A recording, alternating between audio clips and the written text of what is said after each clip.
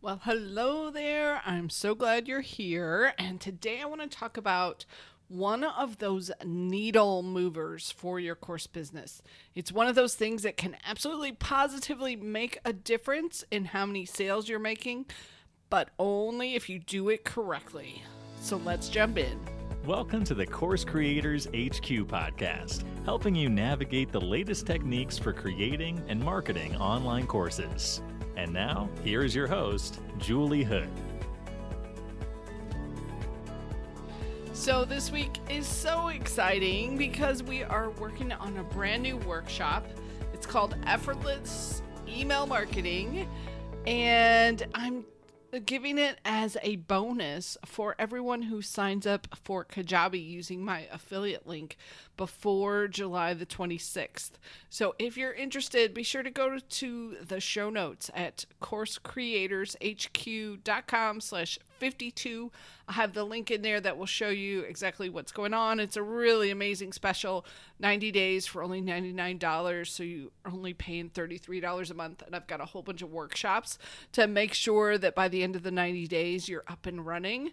So the first one is going to be effortless email marketing. And so I thought I would preview a bit of it today so you could see a little bit about what we're going to be talking about. And I am a huge fan of email marketing. And part of this, I think, is because I've been online so long that I've been doing email marketing since the very beginning. And it has stood the test of time since way back in the day as being a really fantastic way to connect with your audience. Now, the methodology and the techniques have sort of shifted over the years and some of the results have shifted, but it still works really well. And so I've got 6 C's that I want to share with you today related to marketing your online course business and selling your courses through email marketing. So let's just jump in. The very first one, and this is probably the most important thing when you're planning to do your online email marketing, is that your content of your emails has to be good. So when I hear from people, they're like, yeah, I tried that email marketing and it just didn't work for me. It was too much effort and nothing ever happened. I can just about guarantee you that they weren't doing it correctly. They were probably randomly sending emails, because that's one of the pieces of your content, is that you need to be sending it regularly, at least once a week. I'm not going to hold you to a specific day because I know I can't always hit the day when I want to send certain emails out, but I do want you to be sending something every week. And I also want you to be sending a certain kind of content. So maybe you're going to send educational content. Maybe you're going to send promotional content, or maybe you're going to send resources.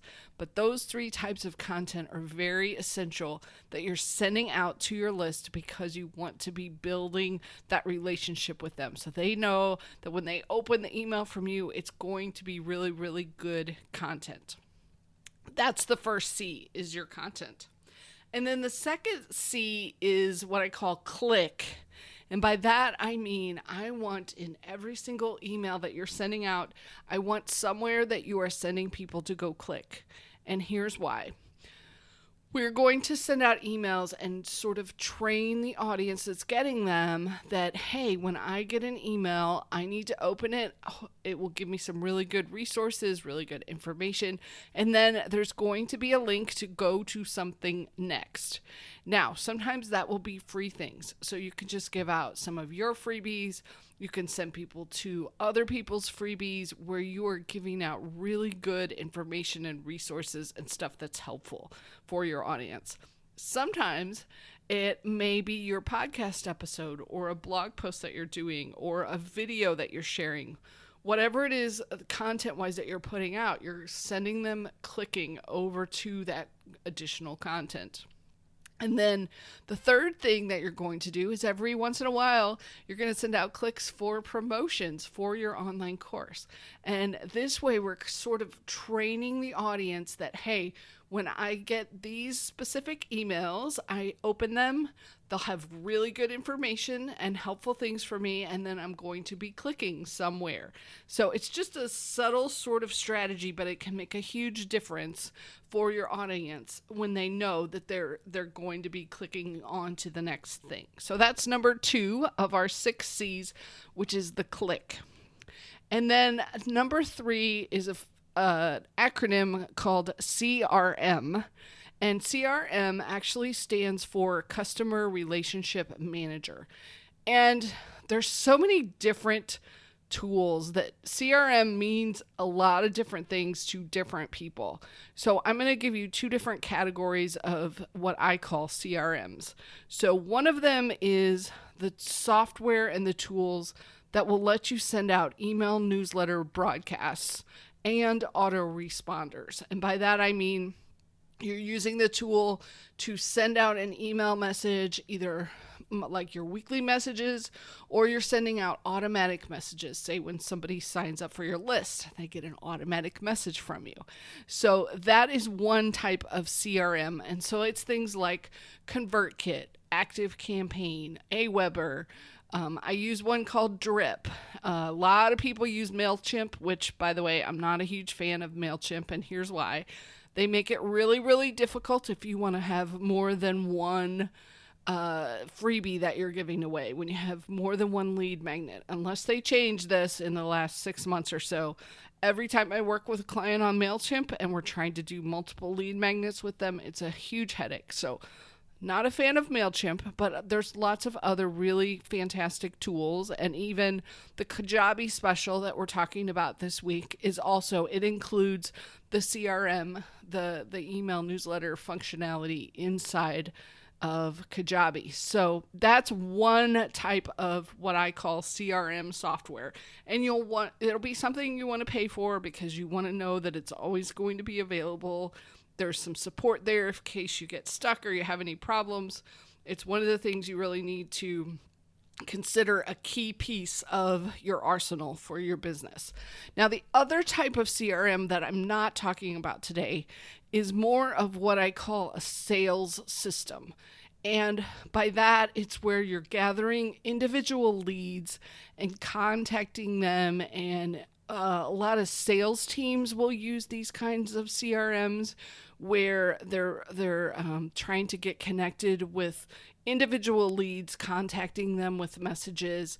It's not a broadcast system that you're using maybe from your entire website to your entire list. It's more of a CRM for managing sales. Even with a sales team, a lot of sales teams will use those kinds of CRMs. So this is something like Salesforce, and there's a few other ones. I'm not talking about those today. I'm talking about the email newsletter CRMs. Okay, so that's our third C. Our fourth C is conversions. And by conversions, I'm talking about the fact that when you send out an email, you want to convert the people who are reading over to do something. Maybe you're wanting them to buy, but maybe you're just wanting them to go sign up. And the reason this piece of it is the really important part of it is there's 2 stats that I want to share with you. The first one is that email marketing has been shown to have some of the best return on investment of any kind of marketing that you can do. And the stats I saw said it could be anywhere from $38 to $57 worth of return for every dollar that you put into email marketing. So think about that. What other things can you do where you put $1 in and you get either $38 to $52 back on the back end of it? So when you're doing it correctly, that is one of the big advantages to doing email marketing. The other stat that I want to share with you is that 95% of consumers check their email every single day. So you can tell that this is one of the best ways to get in front of your audience. Now, I also want to tell you a client story because I think this will help sort of solidify how we're going to work around these conversions. And what we were doing is we were working with a bunch of partners to launch a course, and we were sending out and having the partners send out a free offer for people to opt in, and then we were going to convert them into buyers of the course. And it was going really, really well. All the partners were getting really good conversion rates on the opt-in, so we were getting a lot of people signing up for the freebie that we were sharing. But I had one person who had a ton of clicks. So they were sending a lot of people over to opt in, but nobody was opting in. He had a big fat 0. And I thought, what is going on with this guy? You know, everyone else is getting these great opt in rates. What is happening here? So what it was is he had a humongous, I think it was like 200,000 or 250,000 list of people on Twitter. And he was sending his Twitter followers to go opt in. Well, folks on social media, they're not really there to opt in for things. And so he wasn't getting anyone to sign up. So that's what always when I think about, oh, should I do email marketing or should I do social media marketing? That action, that experience always pops up for me in that social media followers may not necessarily be as willing to connect and click, or they'll click and then they don't take action. So, and a slight caveat here, I will say that if you have people that you're interacting with DMs, direct messages, those tend to work a lot better. But my problem with direct messaging is that it's not scalable. You know, there's only so many people I can talk to by direct message in a day. It's not something I can expand to a bigger and bigger audience. Unlike email marketing, where it doesn't matter if I'm sending out to 50 people or 500 people or 5,000 people, I do the same amount of work to get the email ready and send out, regardless of how many people I'm talking to. So I can't talk to 5,000 people by direct message, but I can send out 5,000 emails on one day. So just something to think about as you're trying to plan out where you want to spend your time and where is the best place to spend your marketing efforts. Okay, number 5 is connection. And what I mean by that is I want you to use your email list to help you connect with your audience. Share some personal things that are going on in your life. So if you're going on vacation, maybe after it's done, you can send out an email, you know, and send a picture, look where we were, see this beautiful mountain or the ocean. Or if you've got a favorite drink from Starbucks, you're sharing that kind of personal information. And when you bring people in to your life at a level that you're comfortable with, you build that connection with them and they feel like they get to know you.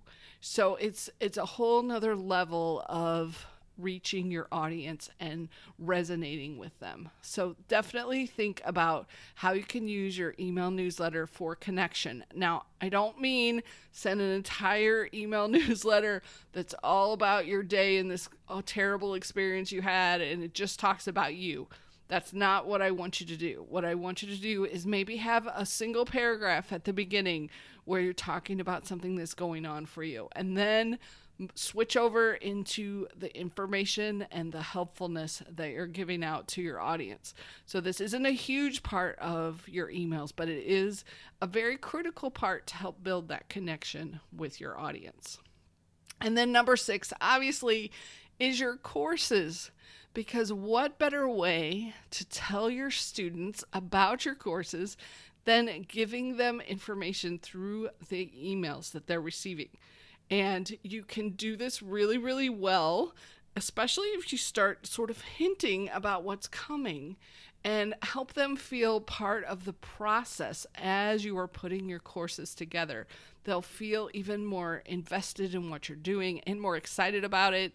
And you can start teasing the audience a little bit about what's coming. And then when the final course gets there, they're even more excited to jump in with you. And then there's a whole thing about launching and sending emails during a launch. So we don't have time to get into that today. That'll have to be a different podcast episode, but I wanted you to just recognize that one of the C's of using this email marketing is how easy it is to tell your readers all about your courses. You can talk about testimonials. You can share student success stories. You can talk about what's working with your course and what's not as you're putting it together.